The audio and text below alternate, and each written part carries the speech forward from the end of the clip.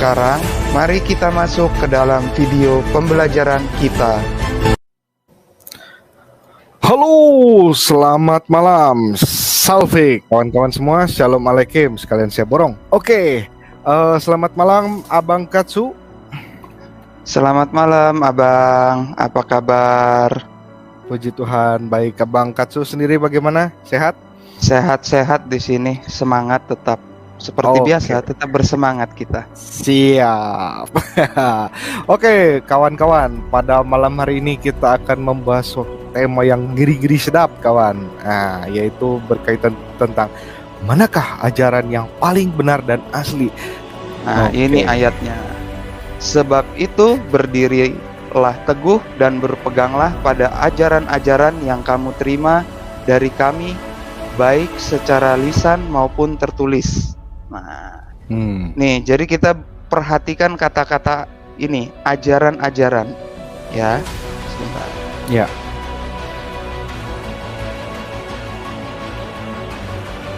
Ayat 15 tadi, kata ajaran-ajaran itu dalam terjemahan Inggrisnya udah kelihatan langsung, traditions. Itu kenapa gereja Katolik selalu bolak-balik bilangnya pertama-tama tradisi. Gitu.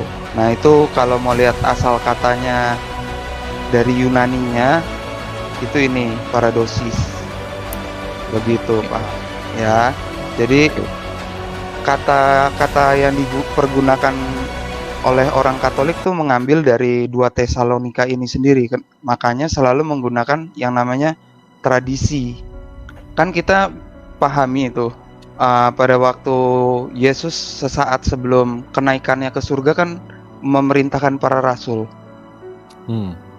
Nah, perintahnya itu salah satunya kan ajarlah. Nah, ajarlah ini ya itu tradisi tadi. Jadi kalau kita dengar perintah Yesus ajarkanlah, itu bisa diganti kalau menurut bahasa Yunaninya tadi, tradisikanlah. Ya. Paradosis lah gitu ya. Ya, paradosis lah. Diterjemahin ke Inggris jadi tradisikanlah. Tradisikan apa? Yang aku perbuat, yang aku ajarkan kepadamu. Begitu. Jadi ini harus menjadi tradisi hidup untuk orang yang menerima ajaran Kristus, begitu, Pak. Nah, dalam perkembangan selanjutnya kan tradisi memang dilakukan secara 2, lisan. Itu dalam pengajaran-pengajaran di tempat ibadat, terus nanti ada penetapan-penetapan juga dari para rasul, begitu. Ya. Tapi semuanya itu selalu terkait dengan pengalaman hidup mereka sendiri dengan Kristus pada waktu Kristus hidup. Ini tidak lepas gitu. Nah, yang kedua, mereka kan udah menerima nih pengajaran dari para rasul secara lisan tadi kan. Ya. Nah, orang-orang dekat para rasul kan ada yang menulis. Misalkan contohnya kayak Bang Gea kan guru ya Bang di sekolah. Nah, kan muridnya ada yang catat nih, Bang Gea ngomong gimana nih permasalahan ini. Nah, gambarannya kurang lebih begitu. Nah, inilah yang dimaksud dengan tradisi tertulis. Guru, kalau Bang Gea jadi guru, nah gambaran Petrus dulu mengajar juga gitu, kurang lebih kayak gitu. Maka ntar salah satu muridnya yang namanya Markus itulah jadi Injil. Dia itu muridnya Petrus gitu. Kenapa nanti tulisannya dia diakui jadi kitab suci? Itu juga dia murid langsungnya dari si Petrus, begitu, Pak. Siap. Jadi itu ya yang disebut dengan tradisi yang tertulis yang kita kenal dengan namanya Alkitab Suci atau tadi gampangnya mah Injil begitu ya, baru dituliskan setelah ada pengajaran secara langsung atau live begini, kemudian Anda semua ini mencatat gitu ya. Nah, catatan itulah yang disebut tradisi secara tertulis, kurang lebih begitu ya Bang ya. Siap. Oke, lanjut Bang. Nah, supaya kita makin paham ini tentang apa sih dasar-dasar yang membedakan Katolik dengan Kristen yang lainnya. Nah, pengajaran yang tadi baik lisan maupun tulisan ini kan dipersiapkan sebenarnya untuk misi perutusan Injil ke seluruh dunia yang dilakukan oleh Yesus sendiri, perutusan ke seluruh dunia itu kan. Nah, bagaimana sekarang sistem mengatur. Rasul-rasul tuh mulai mengatur. Kan mereka tahu mereka nggak mungkin hidup selamanya. Ya. Nah, makanya mereka mulai ngatur. Adanya yang namanya nanti dikasih jabatan uskup saat itu. Uskup-uskup. Mereka mulai ada yang jadi uskup. Nah, uskup pertama itulah Yakobus saudara Yesus. Menurut kisah para rasul, dia uskup Yerusalem. Nah, mereka ini diberikan wewenang langsung. Ya.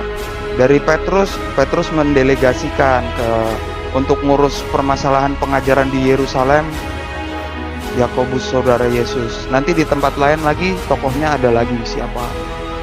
Nah, inilah yang nanti dikenal oleh gereja Katolik yang namanya sering dibilang suksesi apostolik. Sesuatu yang diwariskan dari para rasul itu. Nah, inilah suksesi apostolik. Ya.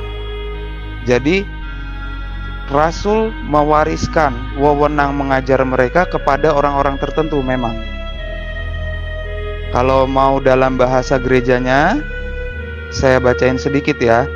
Para rasul meninggalkan uskup-uskup sebagai pengganti-pengganti mereka yang mereka serahi kedudukan mereka untuk mengajar. Itu ada di Dei Verbum artikel 7. Ya. Nah, jadi sampai sini perspektif kita jelas ya Pak. Pada waktu masa mereka hidup itu, mereka melakukan pengajaran benar-benar berdasarkan apa yang Yesus ajarkan. Perjanjian baru belum terbentuk. Masih pakainya perjanjian lama. Makanya kitab suci pada zaman awal itu dimaknai sebagai pembicaraan Allah sebagaimana diilhami oleh Roh Kudus. Karena yang dipakai yang dari perjanjian lama itu. Nah, di sini saya tunjukin sedikit lah bukti paling enggak gitu. Kalau buat yang suka ayat akan menarik. Bahwa pada masa hidupnya itu Yesus ngajar dari perjanjian lama juga. Kurang lebih begitu. Di sana keluar nggak Pak? Masih agak muter. Oke, sudah mulai keluar. Ya. Nah, ini ya. Nah, ini teman-teman boleh buka Markus 12 kalau di dekatnya ada Alkitab. Kalau nggak ada bisa lihat di layar ini ya. Nah, di Markus 12 itu kan lalu Yesus mulai berbicara kepada mereka dalam perumpamaan. Adalah seorang membuka kebun anggur dan menanam pagar sekelilingnya. Ia menggali lubang tempat memeras anggur dan mendirikan menara jaga. Kemudian ia menyewakan kebun itu kepada penggarap-penggarap, lalu berangkat dari negeri lain. Nah, kalau kita melihat kitab Yesaya bab 5 ayat 1 dan 2, kita tahu perumpamaan ini Yesus ambil dari kitab Yesaya ini. Jadi Yesus mau menjelaskan apa yang dimaksud kitab Yesaya. Ya. Nah, begitu Pak. Nah, ini saya bacakan juga kitab Yesayanya.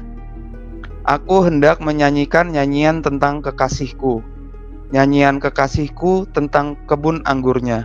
Kekasihku itu mempunyai kebun anggur di lereng bukit yang subur.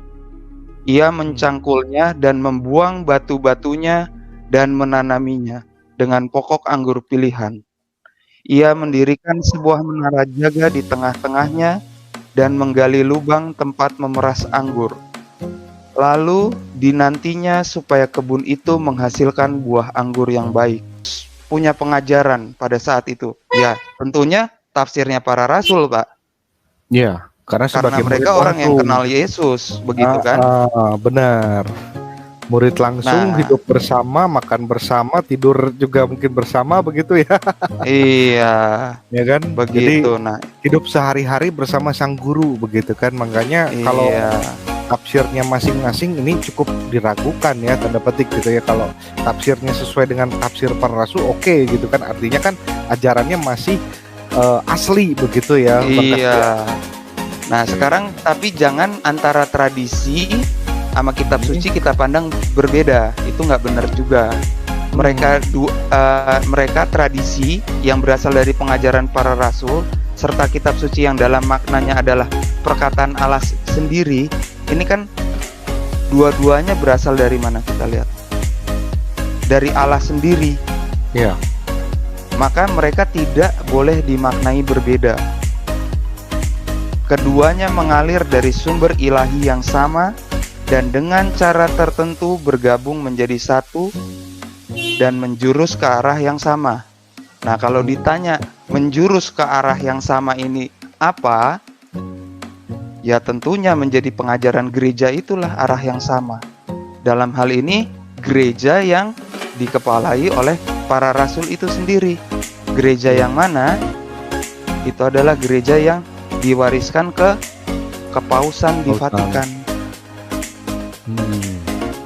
Begitu rentetannya, jadi begitu Pak. Jadi kita lihat iman kita itu, pengajaran kita selalu bisa dijelaskan secara sistematis, teratur dari yang paling tua urutannya. Inilah kekhasan ya dari iman Katolik yang membedakan dengan Kristen lainnya, bahwa kita selalu harus mengedepankan ya tafsir dari magisterium itu sendiri begitu ya, karena magisterium itu ya bukan sendirian yang buatnya, bukan tafsir pribadi per pribadi, tetapi magisterium ini adalah yang merumuskannya pun juga para ahli yang bertanggung jawab begitu, dan bukan bikin-bikinan ya. Jadi ini adalah betul-betul karya daripada Roh Kudus.